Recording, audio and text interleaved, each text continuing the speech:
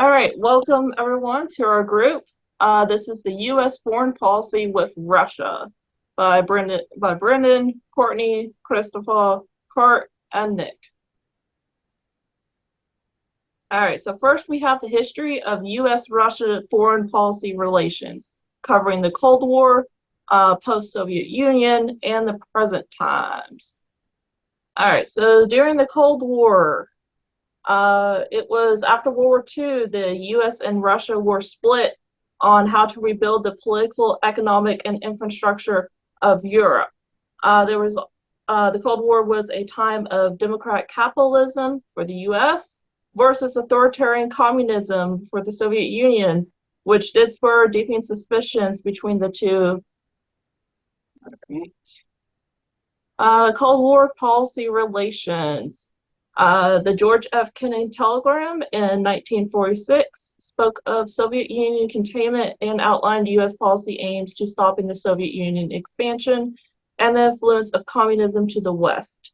The Rio Pact was proof of the American fear of communism spreading to the West, and that was one of the main priority goals, was to stop that spread of communism. NATO was established in April 1949 to bring economic assistance to Europe, and the collective defense agreements were a priority for the U.S. In 1950, the U.S. policy shifted from containing the spread of communism to instead focusing on countering the expansion of the Soviet Union. Over in 1953, John Foster Dulles began to militarize the United States, as both the U.S. and the Soviet Union were in what was called an arms race with one another regarding their creation and production of military weapons and the nuclear arsenal developments. In theory, deterrence by mutually assured destruction checked Soviet aggression by the United States' threat of massive retaliation.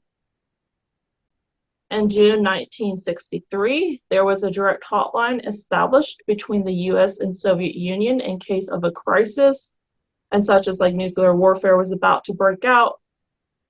There was that hotline to immediate communication. In June 1979, a new U.S. embassy complex was established in Moscow to foster foreign policy relations between the United States and the Soviet Union. Then in June 1989, an agreement to prevent dangerous military activities was signed between the U.S. and the Soviet Union. Finally, October 1990, Germany was reunified under international law by the 2+4 agreement that was signed between the U.S. and Soviet Union. All right, moving to post-Soviet Union from 1991 all the way through 2020. The 1991 U.S. bipartisan strategy was focused on global issue cooperation and promoting foreign investment and trade. At the Washington Summit in June 1992, the arms control agreements continued to address reducing nuclear arsenals and destroying nuclear and chemical weapons. The U.S.-Russian trade agreement was also established to improve economic trade relations between the United States and Russia. In May 1997, the NATO-Russian Founding Act was established. This act was an agreement between Russia and NATO to consult and to cooperate on a range of issues of mutual concern, as well as to build together a lasting and inclusive peace in the Euro-Atlantic based on principles of democracy and cooperative security. In turn, the NATO-Russian Permanent Joint Council in Brussels was also established. U.S.-Russian foreign policy changes in 2014 occurred with the Russian invasion of Ukraine, specifically Crimea, in 2014, as well as Russian aggression in Georgia in 2008, eventually resulted in the U.S. downgrading their bilateral political and military relationship with Russia. The U.S.'s primary goal was to deter Russian aggression and projecting their strength and unity with their allies and partners, and building resilience and reducing vulnerability among those facing Russian aggression. Over in the present times, we have the 2022, of course, Russian invasion of Ukraine, which highlights the Russian aggression and has initiated a supportive response from the West, NATO and the European Union, in providing bilateral aid and military support to Ukraine. NATO and other Western countries have placed economic sanctions on Russia, as well as completely cut off Russian oil imports. Over in this chart on the right-hand side, you can see just how much aid the U.S. has sent so far to Ukraine over the last year. From January into July, we got humanitarian aid, financial aid, security assistance, which is most of the military, weapons and equipment, as well as grants and loans for weapons and equipment. My name is Brenden Kazensky, and I'd like to focus on the current bilateral economic, political, and cultural relationships between the United States and Russia. I'd like to also focus on the war in Ukraine, the World Bank, and economic strain, and the UN and UN Security Council, and how the US and Russia have interacted within these environments. So the war in Ukraine has created probably the most tense relationship with Russia in recent history. The strict sanctions have been placed against Russia by the United States and the EU, and the US has also removed all of its assets from the country, which have delivered a strong blow to the economic and political relationship between the United States and Russia. We've also spent nearly $77 billion in aid to Ukraine, which very much so surpasses any other country's contributions to the war. It can certainly be seen as fueling the flames in a faltering relationship between the United States and Russia. In return, Russia has also played a blackmail game of using their nuclear threat. So certainly we are flirting with a fine line of going too far with our aid to Ukraine, while also trying to maintain international composure by not causing Russia to follow through with their nuclear threats. As for the World Bank and economic strain, due to the war in Ukraine, the United States has placed lots of economic sanctions on Russia, like I have stated before, causing a stunt in growth in the Russian economy, and has also definitely hurt the EU and Russia, or sorry, the EU and the United States, in terms of the output that Russia usually contributes to the international economic environment and trade. Russia has also been barred from the Society for Worldwide Interbank Financial Telecommunications, SWIFT, which is one of the large bank transfer systems within the EU and the world. And also, on top of this, though, currently Russia is not seeing too many repercussions due to increased trade with China and bolstering both economies. And also with something such as the BRICS agreement, these allies that Russia has gained have helped soften the blow that the United States and the EU have placed upon them. So therefore, the World Bank actually anticipates growth by Russia this year. Although small, it is definitely a positive growth that the United States was not anticipating. Therefore, the United States has seek the help of the G7 to fight how Russia has rebounded, believing that maybe the punishment through different sanctions and withholding different assets has not been strong enough in keeping them from being able to achieve their goal. On top of this, Russia is also making a bid to lead the World Bank, trying to heighten the tensions between Russia and the world, particularly the United States, as the United States is is the largest contributor to the World Bank. This could mean a readjustment of funding and sanctions against Russia, and removing their own sanctions and holds against them. Russia in the UN and UN Security Council. So Russia believes in the expansion of the UN Security Council, but is very, very adamant about not adding any permanent members for fear of losing their veto strength. Their veto strength has helped subdue any steps that have been taken against Russia within the UN Security Council for their atrocities in Ukraine. And so by losing that veto power, they could see all of their desires go out the window. Russia also stands firmly on the double standard that the United States is believed to hold. And this can be seen in their bid to rejoin the Human Rights Council in the United Nations. They believe that the United States has that we have committed our own human rights violations, and therefore don't see their own human rights violations as being so bad. So therefore, they would like to fuel the fire by rejoining the Human Rights Council, and this could certainly be seen as a jab at the United States. Russia is also building political allies that the United States cannot align with, such as North Korea. Recently, this bond between Russia and North Korea has strengthened, particularly making sure that our nuclear standards are held across the globe, as both Russia and North Korea have not been able to maintain these standards that we hold. So some of the key points, the war in Ukraine has certainly been the biggest divide in Russia and American diplomacy in the last couple of years. Economic relationship has been seriously hindered due to the war and sanctions placed. The United States is not nearly seeing as much trade with Russia, and certainly will not be anytime soon unless this war lets up. Political relationship strained for aid that we have sent to Ukraine and the condemnation in the global arena, such as the UN and World Bank, because the United States has been probably the strongest petitioner for all of this condemnation. It has gone directly as a personal assault against Russia, and Russia has definitely felt this pressure. The BRICS agreement between Brazil, Russia, India, China, and South Africa is a retaliatory relationship, but has worked definitely to the benefit of Russia in terms of maintaining their economic strength during this time. And so certainly the United States needs to find a way to combat this relationship that they have built. And also Russia is fueled primarily by the United States double standards, believing that we have done things that we were not held accountable for, and therefore they believe that they can do things as well, even though worse in nature. Thank you.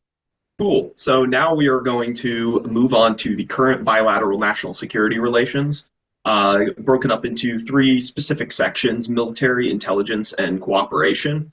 Now, diving into the military specifically, there is a definite divide between NATO and Russia's version of NATO, the CTSO. A lot of questions going on about the expansion and potential consequences that may cause. This ends up creating a kind of a sphere of influence, big power block dynamic between the US and Russia. And Russia claims that that is what led them to go into the Ukraine war, among other things. That is another military element that the West supports Ukraine with many weapons and economic assistance, as others have gone over. And we are essentially, many think we're not, but we are in an essential proxy war with Russia right now. We don't have boots on the ground, but we are funding and assisting someone who is fighting them, which is known as a proxy war. Now, in this warfare, and there comes a technology competition that goes on, and this competition is in the form of military technology race. You see multiple air fighters, drones, many things that we are competing with Russia on, and they've been known to, among the Chinese, reverse engineer certain items of ours and try to compete directly with the advancements that we're making. Another level of that is nuclear deterrence. You can see in the bottom right how the U.S. and Russian arsenals has evolved over time.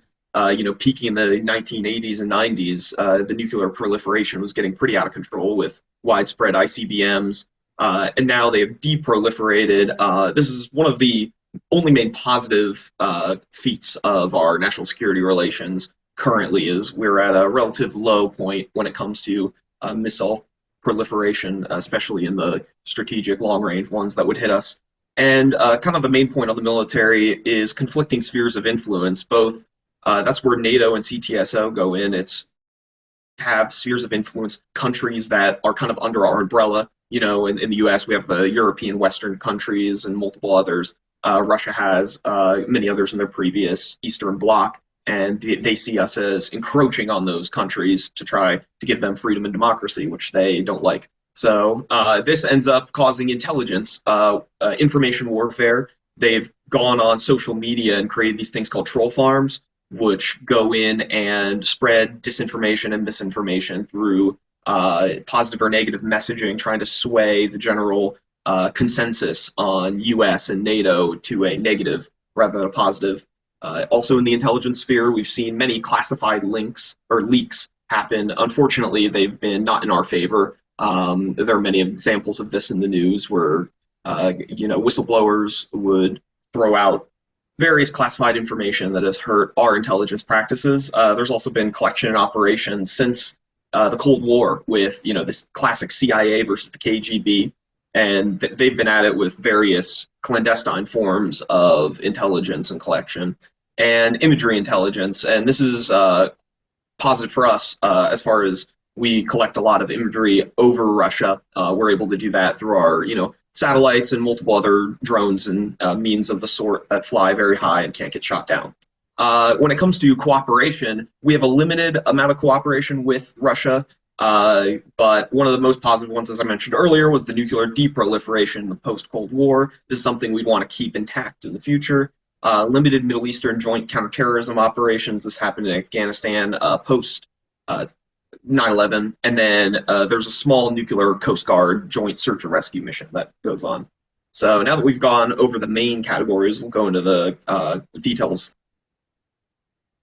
So one of the main flashpoints that happened recently was the war in Ukraine. Everyone knows about it. It was the Russian invasion of Ukraine. It altered the course of U.S. and Russia foreign policy. Anywhere we were going, the immediate focus now is on this proxy war that's happening right now. It's all about financial and weapons support. We are funding Ukraine and very prolifically and sending them weapons, having NATO send them weapons, and Russia is completely against that. There's always the question of NATO expansion. Did NATO expansion cause the war to happen, or is NATO expansion inevitable? From the U.S. perspective, we think we want to offer as many people as we can democracy and free and open society. But Russia doesn't see it that way. They see us as a big power broker trying to control other countries via our umbrella of support, which is really hegemony. So that's an interesting kind of point and something we're going to have to work out in the future when it comes to our foreign relations with Russia, because it was one of the main gripes they have with us. Now, the future outlook. So there are kind of a few main categories that we can look at when it comes to the future of this war and our diplomatic ability to handle it. So we can have a peace agreement brokered by us or one of our allies. We can attempt for containment and just making sure they don't add any more land to Ukraine or take any more land from Ukraine. And also we'll have to manage our sanctions based on that. So either increase or decrease based on how much they want to play ball. Okay, so what national security policy with Russia will look like? Why does it matter? So we're already at war. We already put a bunch of sanctions on it. Why does it matter that we have good relations? Well, it still can get worse. We both have our nuclear capable countries. The nuclear ability can increase. We can end up having another Cold War situation. So we don't want that. We want to stop that. And we also don't want a NATO member to be attacked because of this. So, if Russia ends up taking Ukraine, where are they going to stop? We want to make sure they're not able to do that, and that's why our relations with Russia are very important. And this all is encapsulated in the idea of great power competition. So spheres of influence and political realism come into play. So we want to make sure that we come at this from a realist perspective and understand that their vested interests when it comes to this. Some policy approaches we can take is containment will be our primary prerogative, making sure nuclear trade, our allies, any information it keeps contained and doesn't escalate to an unnecessary negative level. We'll want to manage our US-Russian competition, both in cyberspace and space. We don't want hacks to occur and all the misinformation to be spread, more ubiquitously. And then, neutral countries, we could use them to act as a mediator, such as like Turkey. Even though they're a NATO country, they tend to walk the line a little bit. And then, arms controls, tracking, intelligence will all be a part of our kind of domestic policy, but it'll tie into that international stuff. And then we'll want to support any democratic resistance movements within Russia. So if they look like they're going towards a democratic side, we could use our intelligence or any funding apparatus to try to help that happen. So now we'll pass it on to the next section. Okay. For the last 75 years, the U.S. and Russia have maintained a unique and adversarial relationship, even following the Cold War era. And as we discussed, NATO was established in 1949. The treaty was signed in Washington, D.C. by countries from both Europe and North America. This reinforced an us versus them strategy between Western nations and the Soviet Union. Despite the enduring commitment of over 30 member nations to NATO and against Russian aggression, the US and Russia continue to work in concert with one another in extremely vital areas. For example, their joint efforts to reduce their stockpile of nuclear weapons and weapons-grade material, while preventing the further expansion and development of nuclear weapons across the world, helps to moderately stabilize the threats of nuclear attacks and weapons of mass destruction. In addition, despite the Russian invasion of Ukraine, both countries are engaged in joint scientific pursuits, as well as environmental management and protection. Some of the joint scientific projects include the International Thermonuclear Experimental Reactor Fusion Project, which both nations' scientists are working on with a host of other nations' experts for new energy. Additionally, both countries' space programs are working with Japan and Europe's space program on the International Space Station, making scientific discoveries in space, as the ISS is a designated national laboratory. Russia and the US also have a history of academic research and educational exchanges, which helped progress development of scientific discoveries toward public health, not to mention the shared cultural experiences and low-risk nature of this exchange program. Much of the cooperation between Russia and the US was born from the end of the Cold War. While engaged in nuclear arms race immediately following the end of World War II, the Soviet Union and US grew their nuclear weapons stockpile to the extent that they now control 95% of the world's nuclear weapons. In 1968, the US, UK, and Soviet Union signed the Nuclear Non-Proliferation Treaty in efforts to prevent nuclear war, as well as limiting the spread of technology and weapons. In total now, 191 nations have signed this treaty. In 1991, the START I treaty initiated a reduction in strategic nuclear weapons. The reduction required the US and the independent states formerly part of the Soviet Union, so Russia, Belarus, Ukraine, Kazakhstan, to all commit to the reduction, not just Russia. Inspections were conducted by joint members on site. Then START II was introduced in 1993, ratified by the US Senate in 96, and then by Russia in 2000. 2 years later, Russia withdrew because the US had withdrawn from the Anti-Ballistic Missile Treaty in 2002. So START II, all it did was establish phases for nuclear weapon reduction. It did not have any significant impact. So in 2011, the treaty New START was initiated and signed by both Russia and the US. And New START was signed bilaterally. It had more verifications put in place for weapon disposition, and it required 18 on-site inspections each year. So that started in 2011, and it was good for 10 years with the possibility of a 5-year extension. So as it is now, it's set to expire in 2026. Well, in February of 2022, Vladimir Putin withdrew from this treaty and has agreed that he will not increase his nuclear weapons stockpile. The US's response to Putin's withdrawal was to withhold data regarding their nuclear program, how much, where their nuclear weapons were stored. So now we have some opaqueness to the status of each country's nuclear weapons. One of the more successful international programs between Russia and the US is the educational exchange. Since Russia invaded Ukraine in February of 2022, the US government, most prominently the State Department, as well as many participating universities, have suspended US student participation and made deliberate efforts to bring the American students back to the US. What's interesting is the effort to promote US culture to Russian students has not waned. State Department educational exchanges are still promoting American universities in Russian, or to Russian students, and accepting applications for the 2023 and 24 school year, as well as school years beyond. The year program, which is Year of Exchange in America for Russians, is active, as is the Global Undergraduate Exchange Program for Russian students to come to the US. However, the Fulbright program for American students is suspended. Students who want to seek education, cultural experience in Russia, so they're not able to actually attend university in Russia. The State Department and the US Embassy in Moscow is still offering public diplomacy grants, but will not be funding scientific research, charitable activities, or construction projects. The purpose of the public diplomacy section's grants are, and I quote, to support future constructive bilateral relations and reinforce ties between the American and Russian people, end quote. The International Space Station was launched into space in 1998 and has been occupied continuously since 2000. From its launch until 2011, the International Space Station, or ISS, was gradually being built upon and expanded to meet the needs of ongoing space missions. Russian cosmonauts and American astronauts have worked together on the planning and development of the ISS since Russia was invited to the program in 1993. The other countries involved are Japan, Canada, and European nations as well. There's a commitment overall for all the countries to stay in the program until 2030. Russia has since truncated their commitment to 2028. Recently, a joint team of Russian cosmonauts and American astronauts launched off from Kazakhstan on a Russian Soyuz spacecraft and arrived at the ISS on September 15th of this year. They joined the Russian, American, Japanese, and Danish crew already aboard the ISS.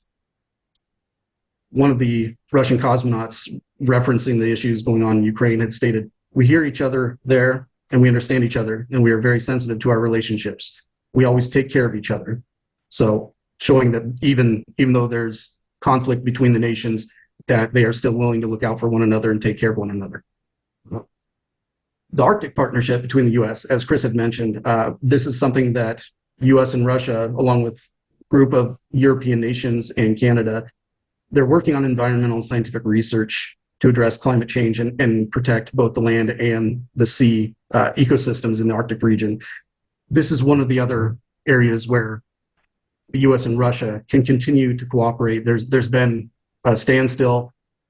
Several of the countries who have agreed to work in this development group have suspended their activities because of Russia's invasion of Ukraine. So what they're doing is they have sustainable development goals for the Arctic region. They're working through to fight pollution. They're protecting the plants and animals, establishing effective responses to emergencies, and achieving sustainable development in the area. So the idea that we can continue this, we can reestablish relationship. This is, again, one of those low-risk areas that we can work with the Russians and maintain research and scientific support internationally that should help with building diplomacy with countries who have been at odds for quite some time. All right, so crafting a future relationship with Russia, between the U.S. and Russia, it's essential to recognize that these tensions throughout the region are deeply rooted, and progress may be slow and incremental, but with multilateral diplomacy, cooperation with European partners, and a commitment to peaceful negotiated settlement will be crucial components of a successful strategy to de-escalate tensions between Russia and Ukraine and ultimately the U.S. It's ultimately going to come down to priority number one, which is the number one tension between us, which is the war in Ukraine. And priority number two is really going to come down to strategically getting Putin out of power, because he's continuously raised tensions between the U.S. for multiple decades at this point. So Russia has shown their hand, essentially, of proving themselves to not be a military superpower. But they still are a resource superpower in the global world, or in the global stage.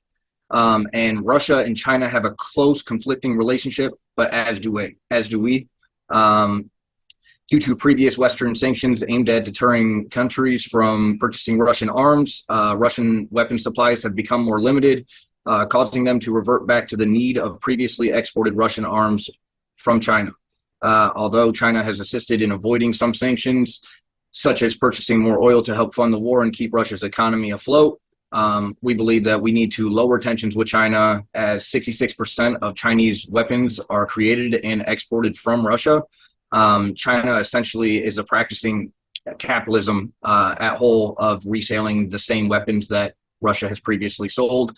And the U.S. needs to slow pro-war propaganda in raising the tension with the Russian-China relationship, such as constantly putting in the news that if China decides to send weapons to Russia, then we're going to raise the tensions with them as well, when realistically that's counteractive. And covert operations such as the pipeline explosion, it can be high risk, high reward, but again, there's always a potential of nuclear warfare. Realistically, we are trying to avoid the long war. Again, it's a third world country, Ukraine, against a first world resource superpower Russia. Zelensky is a good political actor and motivator for the Ukrainian people, but often overreaches and raises tensions at a global level, such as his public statement when he had made in the interview stating that if the war continues, then the U.S. is going to have to provide its men and women to fight alongside on their soil, which, again, that's not really his place to be setting those tones and putting us into those positions. De-escalating the war will lower the likeliness of Russia reverting to nuclear warfare. Again, it's not in the 70s and 80s when we're just looking at nuclear missiles. A nuclear bomb could be placed in a suitcase. The U.S. needs to slow pro-war propaganda and instead push a war-ending effort to build confidence in the government at a domestic level. We've been pushing for the humanitarian assistance play on our end of the books, and I think that it's time that we actually start escalating that movement because the war is going to continue to deter the U.S. from focusing on other global priorities. It slows economic growth in the long run, continues to grow tensions between U.S.-Russia relations that pose a significant threat to U.S. priorities, such as the technological advancements. And finally, more and more military personnel and civilians will continue to die if the war continues.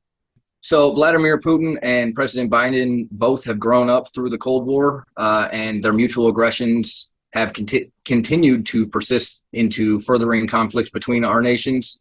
I believe that having an open discussion with the Biden administration to create an actual plausible ceasefire agreement is going to be the first step into pursuing the end of the war.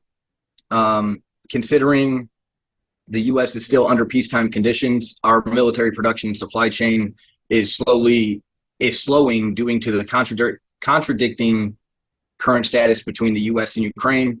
Ukraine is in real-time warfare capacity needs of ammunition and equipment, while we have provided them with our older military equipment from U.S. and NATO stockpiles.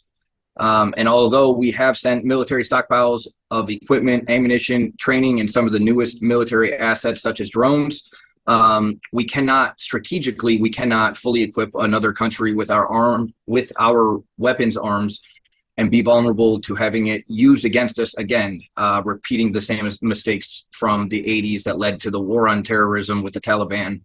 And the flip side of the coin, if Russia does end up winning the Ukrainian war, they will essentially retain all of our stockpile. But on the plus side, our military has essentially been training during a global conflict in the support of war, while our equipment is also being battle tested, which being field tested and battle tested are completely different echelons on the military engineering capabilities.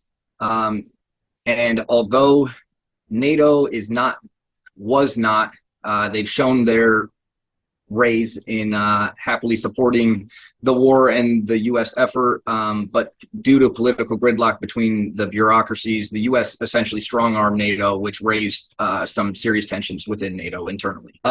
So the U.S. needs to be leading the negotiations of peace. I took a shot in the dark and said early to mid 2024, as the war has been going on for a couple years and now is going to be proceeding its long-term effects. But with the U.S. needs to lead the negotiations because on multiple occasions in the past 20 years, China has ended up diving in and causing and being the negotiator and the mediator between conflicts that happen in the Middle East in multiple conflicts. And we need to essentially show our strong foot in being able to mediate conflicts.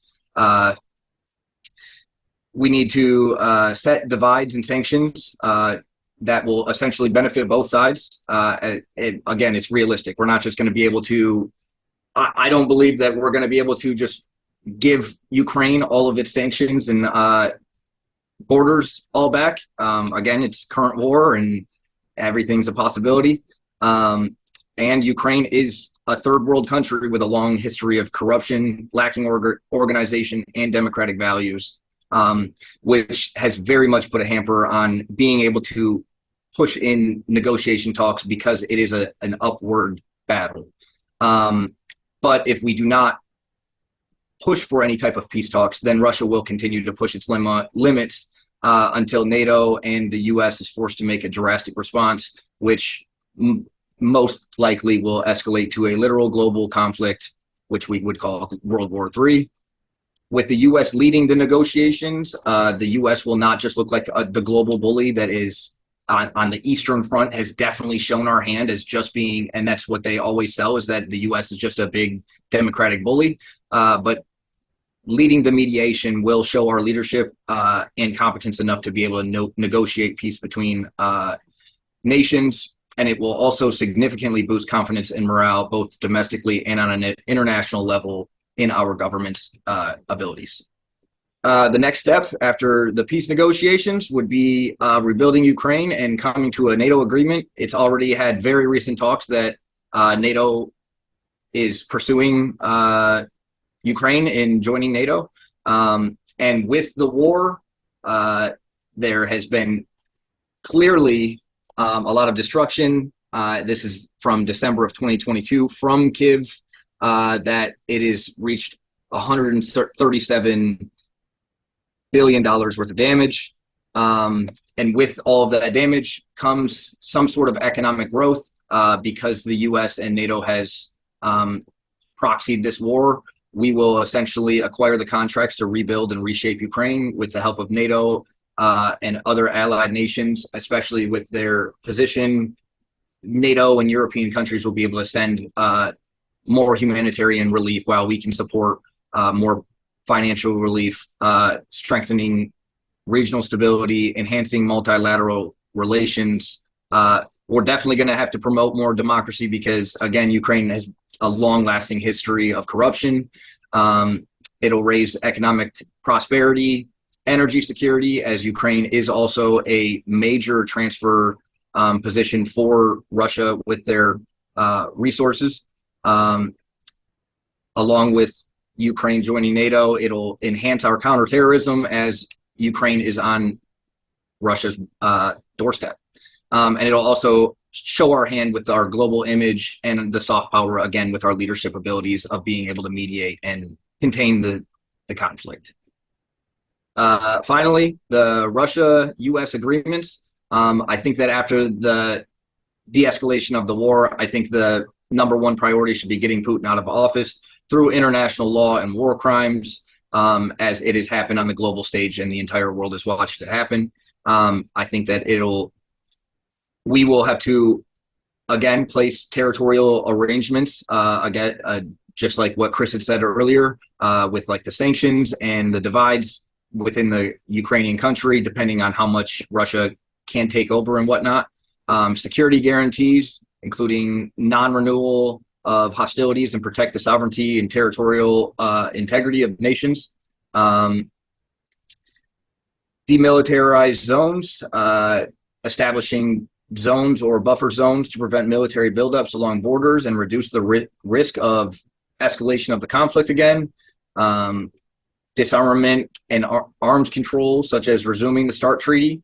Humanitarian concerns, like returning prisoners of war, allowing the passing of refugees and their sanctions, setting in dispute resolution mechanisms, mediation processes for moving forward, such as also Chris brought up with Turkey, being that middle ground mediator. Having that non-aggression and mutual respect. Again, this is all after we push Putin out of power, as I believe that in the 2023, we have grown past, other than our governmental entities, we have grown past the Cold War conflict, and we want to pursue, just like Kurt was saying, the technological advancements and environmental aspects that need to be combated in the world. And finally, it'll all take international guarantors and witnesses, and it's ultimately going to be waging controlled geopolitical peace, so we can focus on the bigger concern, which behind Chris, it's China. China has essentially been proxying the war for Russia, and China is the number one concern at hand against the United States.